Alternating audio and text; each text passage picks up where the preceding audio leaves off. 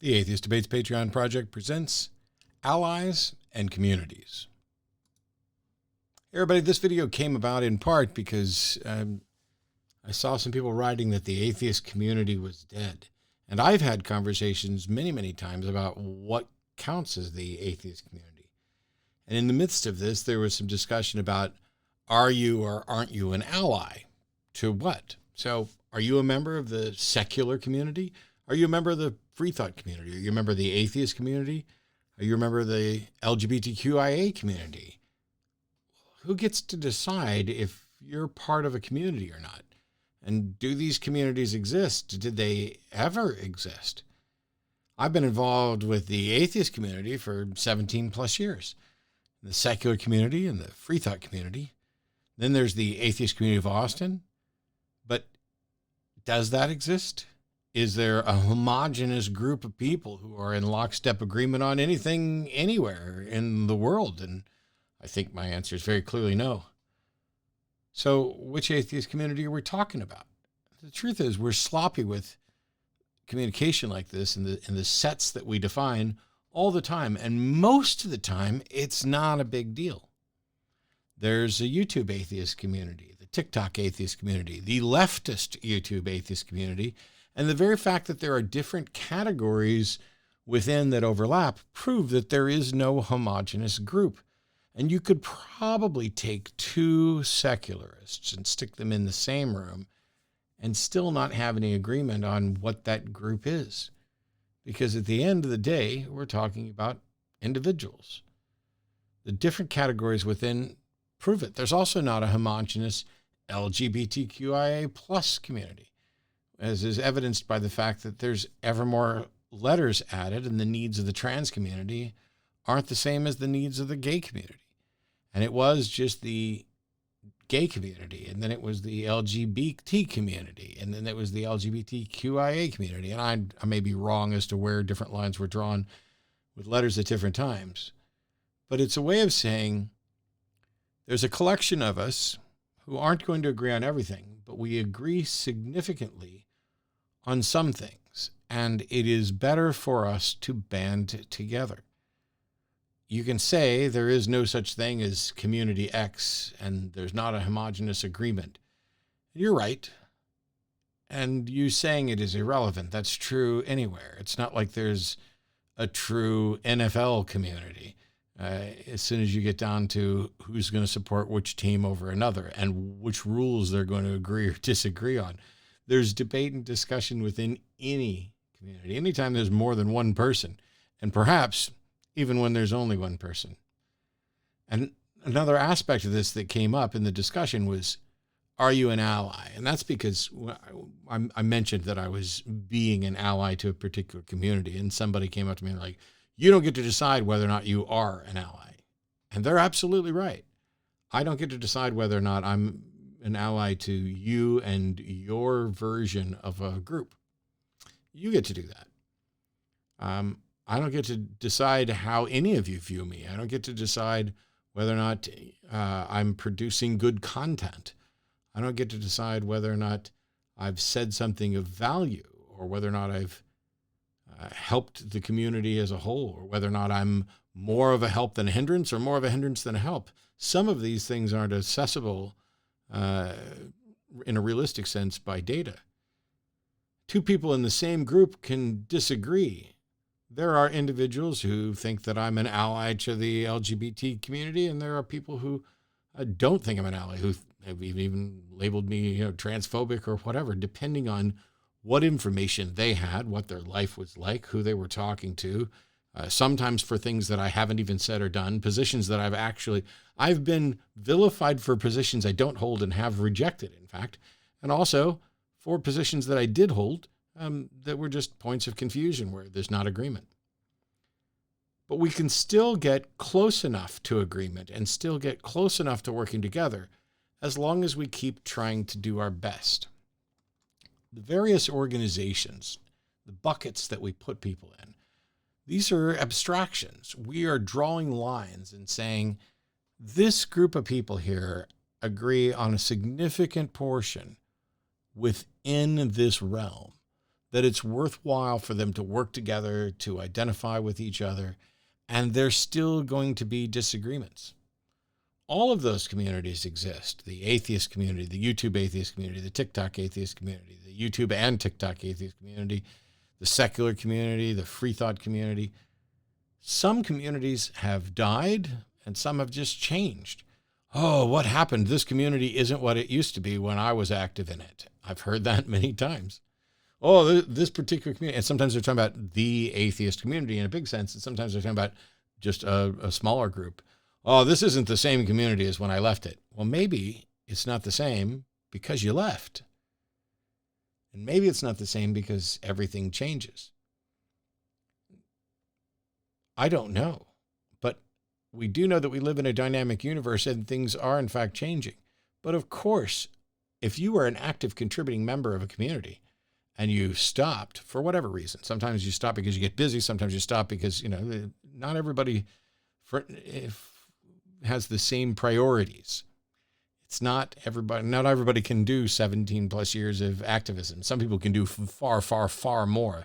There are some incredible people in the atheist community on the board of directors for American Atheists, for example, who've been doing this for far longer than some of them longer than I've been alive, I think. In the end, there are people who will say, yes, this community is alive, this community has changed, it's not the same as when I was there, but it's close enough, because if you have a mission statement, if your community has goals, if your community is working towards church-state separation, now you have something to unite behind. And yet, what does that mean? What should the limits on church-state separation be? How best should we work towards those goals? When we draw these lines around the buckets, that's about what our communities are and what they're going to be. And there's not always going to be a complete agreement. But then the question becomes, are you an ally to a particular community? And in the end, some people are going to say you're a member. Some people are going to say you're an ally. Some people are going to say you're neither. Some might say you're an ally but not a member. And you don't have any way to fight that or push back on it. And it's a mistake for you to say, but I am an ally, which a lot of us have done at different times because we had a different understanding of what it means to be an ally. And so for me, the key is in supporting or denouncing actions instead of individuals or communities or groups. That's a decision I made quite a while ago. There are exceptions. There are huge exceptions to this. I'm on the board of directors for American Atheists. I am repeatedly supportive of organizations like Black Nonbelievers and Recovering from Religion. I'm supportive of programs and shows that my friends have done. And so there are many occasions where you will find me supporting a group, an organization, a community, or a person. But by and large, when people want to create a does Matt support X or is Matt an ally to X, in those situations, I always want it to be about supporting or denouncing actions, not individuals or communities, because those actions can be expressions of ideals and goals. It doesn't have to be, we went and did this. It could be, our goal is to do this, in which case I'm supportive of your goal. They can also be calls to action. Now, if I don't get to decide whether or not I'm part of a community, and I don't get to decide whether or not I'm an ally, why would I care? Well, because when you recognize that there's not a hive mind, that there's actually people, that there's actually individuals with diverse views, then you can focus on trying to keep doing good, and knowing in the process that despite your best efforts, you're going to be vilified by some and celebrated by some at different times in different ways. But as a humanist, just keep doing the best that you can and be open to trying to be better and to learn better, because even people who are part of an affected group can disagree. Not every trans person agrees on what transphobic is or how severely a particular action should be viewed or what the consequences of that should be. We live in a world where people are constantly talking about cancel culture, and I think it's actually more accountability culture, because all these people who are supposedly being canceled, they seem to not really, most of them don't seem to get canceled much at all.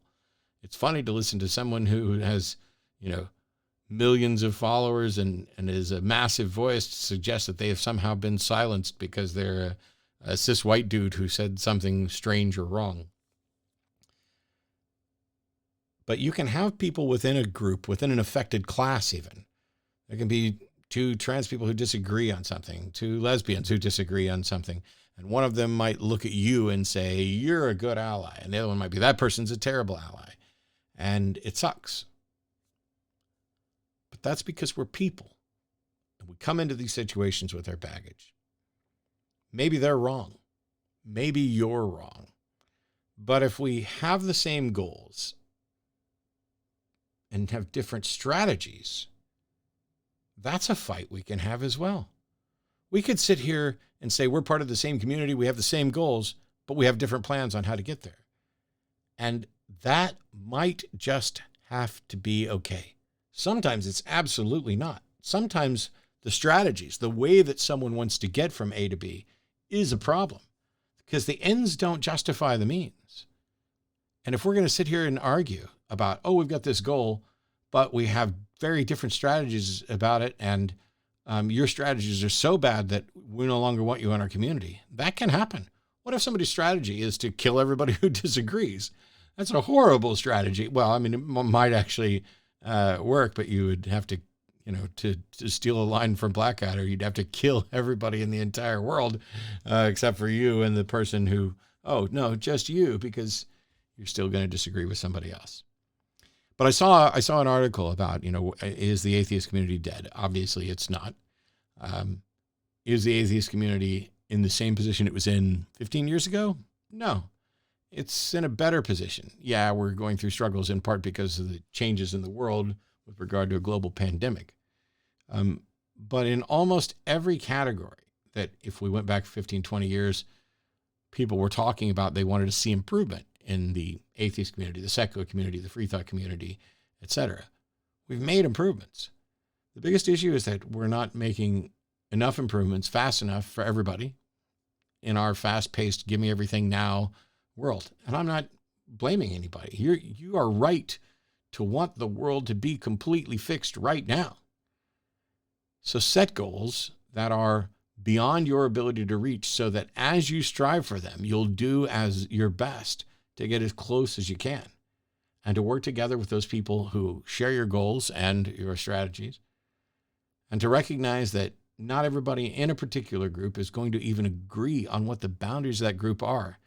And yet still, when you set that aside, you'll find out that we're probably far closer in agreement and enough of a community that those sideline disagreements on where our community boundaries are and where the boundaries for allyship